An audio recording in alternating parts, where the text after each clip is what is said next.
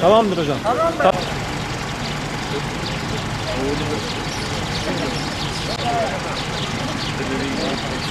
Tamam mı?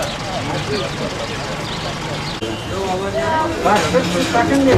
Ben çok diyorum ya.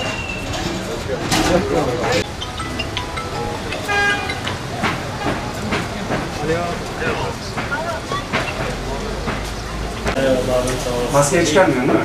Yok. Tak ama maskeyi takarken şuradaki demir kısmını bastır ki şuradan hava girmesin. Anlaştık. Tamam. Önemli bir şey. Olacak mı? Olacak. Selamünaleyküm. Takıyor musun gerçekten? Gerçekten takıyor musun? Allah rızası için. Hatır gönül için değil.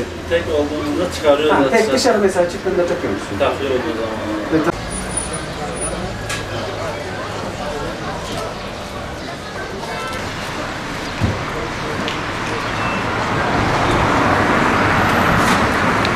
Silopi ilçesinde esnaf ve vatandaş bilgilendirmesinde 150-120-150 arası bir ekip arkadaşıyla beraber sahadayız. Sırf farkındalık oluşturabilmek için yeni tişörtler bastırdık. Tişörtlerin üzerinde maske takılması gerekliliği, yine arka tarafında da birazdan göreceğiniz üzere Covid-19'u yenebileceğimiz tedbirlerin kısa bir listesi var.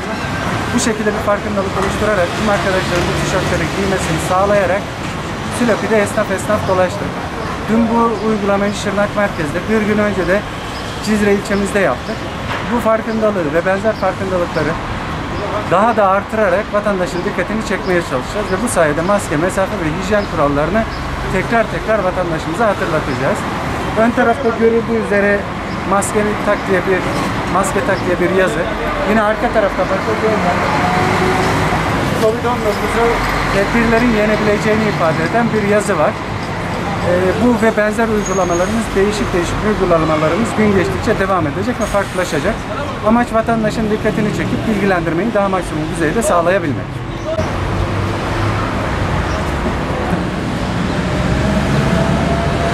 Sağlık Müdürlüğü'nün koordinasyonunda İl Sağlık Müdürümüz Sayın İsmail Başçıbüyük'ün talimatlarıyla her gün bir ilçede tüm sağlık yöneticileri olarak denetimlere çıkıyor. Yani denetimler derken halkı normal maske, mesafe ve hijyene bir de aşıya karşı bilinçlendirme ve bilgilendirme yapıyoruz.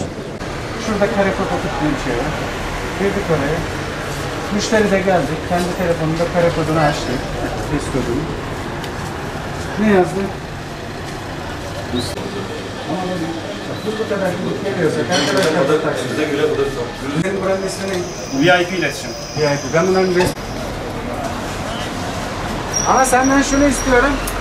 Desene tamam abi. Hatta şuralara da hani koca çınarlar kayıyor falan hepsini alıp espri şekilde kapıya bile atmıştı. Yani tamam. Sağlıcakla selametle. Gelen arkadaşlara da tabii ki tavsiye ediyoruz. Hem de olmayanlara da biz maske veriyoruz. Çok teşekkür ediyoruz. Biz teşekkür ederiz. Çok sağ olun. Bak sırf sizin için tişört bastırdım arkadaşlar. Ne yazıyor? Yaş 60'tan fazla. Aşı oldu mu? Birincisi olmuş, Süper. ikincisi kalmış. Tamam. Kaç gün oldu birinci olalı? Herhangi bir müşteriyim. Sen bende Covid var mı yok mu bilmiyorsun.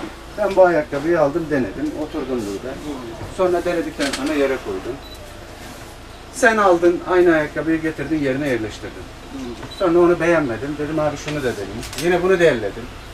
Eğer ben pozitifsem veya temaslıysam veya virüsü taşıdığımı bilmiyorsam ben bu yüzeye virüsü bırakırsam her gelen müşteriyi de bu konuda risk altına atmış olurum. Telefon numaranı kaçırdı geçiyor. Evet. 8-7 anlar için maske. Arkada ne yazıyor? Bana ve size bile yenir. Hangi tedbirler?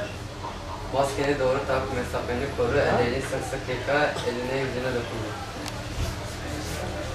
Çok basit değil mi? Yani müşteri geldiğinde falan ona dikkat ediyorsunuz. Peki. Teşekkür ediyorum. Kolay gelsin. Sağlıcakla kalın. Aynı öyle. Kesinlikle. Allah razı olsun. Cümlemizden. Eyvallah.